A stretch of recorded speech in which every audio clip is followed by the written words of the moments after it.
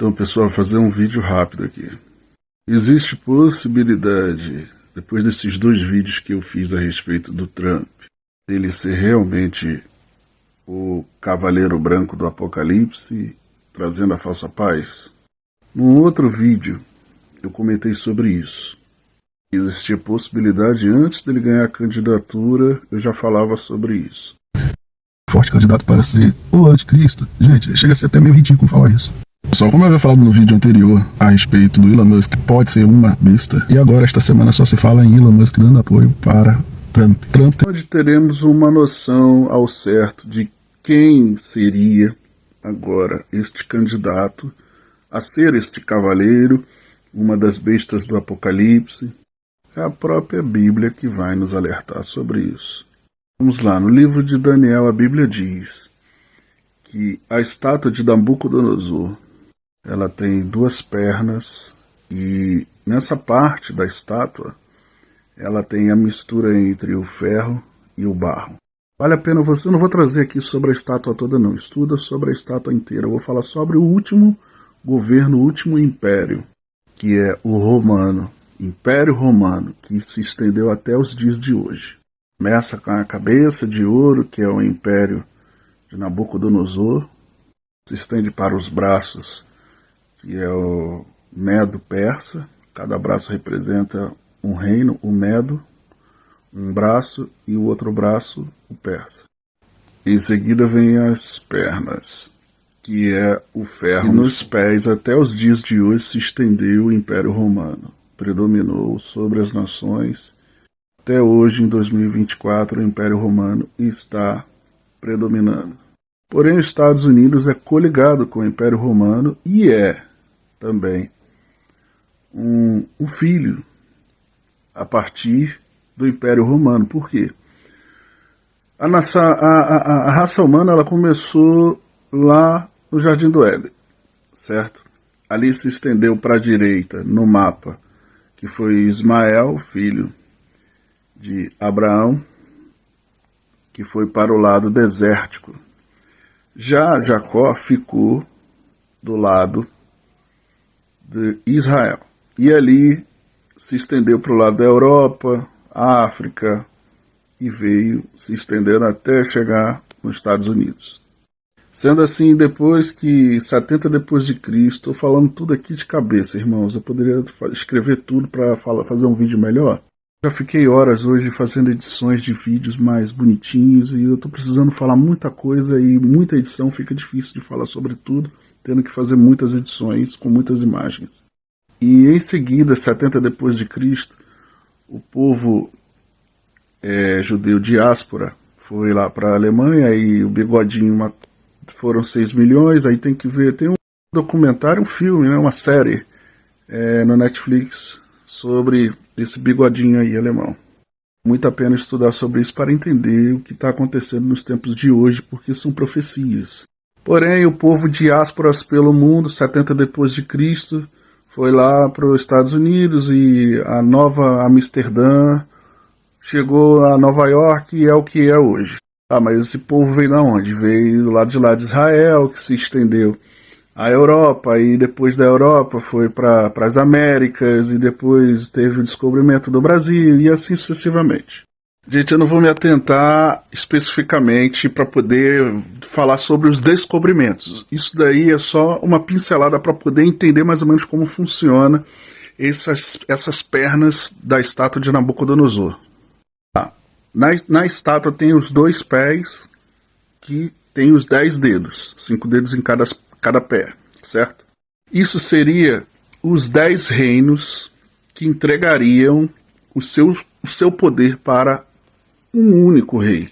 Aí o que se subentende, os teólogos já há muitos anos vêm tentando interpretar que seria esses 10, seria o G10. Esses 10 dedos seria o Império Romano, misturado ferro com barro, que é um império enfraquecido, que eles não conseguem se coligar 100%, eles não conseguem ter uma força de ferro, um império indestrutível, mas é um império miscigenado entre barro e ferro, fazendo com que ele se enfraqueça.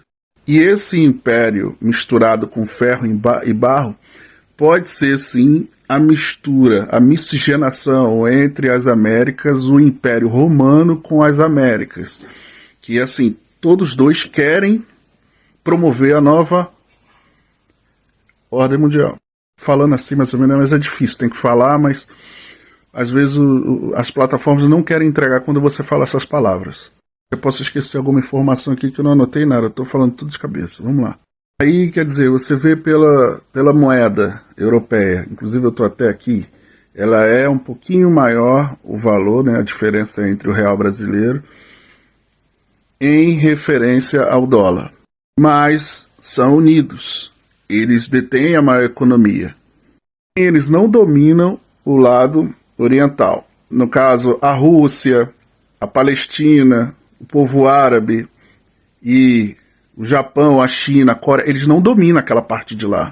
Ao invés da OTAN, eles queriam dominar ali, fazer um anel cercando, junto com a Ucrânia, para poder colocar mais uma base militar ali, nas entradas, como já foi feito ali na antiga União Soviética. Aí tem que estudar sobre a União Soviética. A Ucrânia fazia parte, e a Polônia, e assim eles estavam anelando a Rússia.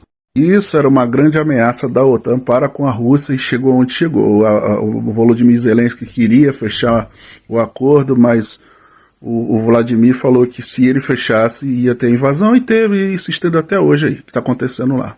Por que tem que falar isso? Para poder tentar entender o Império Romano. Então, esse império ele está se alastrando com a OTAN. Então eles estão querendo promover o tempo todo uma nova ordem. Você vê, o presidente francês Emmanuel Macron, devemos ter uma nova ordem mundial. Você vê o Trump também falando sobre isso, que devemos ter uma nova ordem mundial. Aí o Elon Musk colocou no seu paletó que a New Order Seclorian, nova ordem mundial, lá em inglês. O próprio presidente Lula também, devemos ter uma nova ordem mundial. Quem está na corrida para promover isso? Porque eles têm a ganância de promover a nova ordem, mas como? É trazendo uma solução para um problema grandiosíssimo. Qual seria esse problema? Nuclear. Dando com que as pessoas também não tivessem como comprar e vender, como fala em Apocalipse. Isso também me chama atenção em relação a quem vai ser o ministro da Economia do Trump. Trump nem assumiu o poder e a situação acaba de ficar ainda mais insana. Presta atenção. Donald Trump anunciou hoje seu plano econômico. Quem vai gerenciar esse plano? Elon Musk. Sim, o homem mais rico do mundo, que já aceitou ir de graça. A vitória de Donald Era o que a gente já imaginava. Elon Musk vai administrar a economia dos Estados Unidos da América. E a Bíblia diz, não poderão comprar nem vender, se não tiver a marca. Aí você vê o Trump promovendo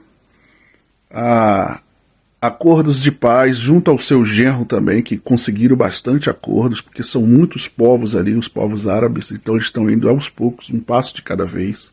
Se espera mais para frente que a Bíblia se cumpra.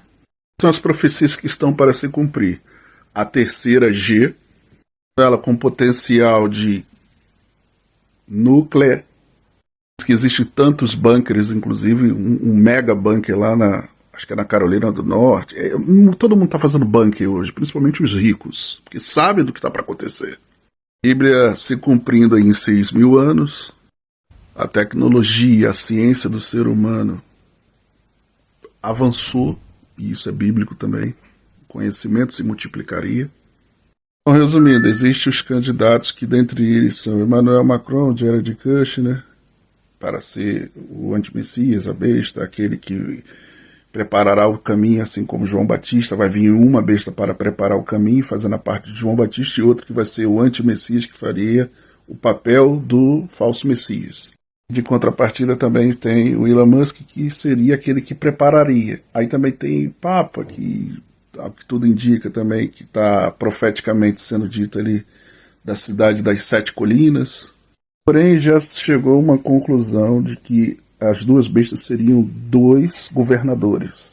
Trariam, exemplo, uma falsa paz e a reconstrução do terceiro templo. Sendo assim, eles convenceriam, essa besta convenceria o povo judeu de que ele seria o Messias. Mas o Donald Trump não conhece a Torá. Porém, sendo ele possesso pelo espírito do anti-Messias, o espírito consegue trazer o entendimento e a sabedoria de toda a Torá. Assim, o personagem que vai ser usado seria um personagem desses que já tem gabarito governamental. E o resto do conhecimento, a próprio espírito do anticristo conseguiria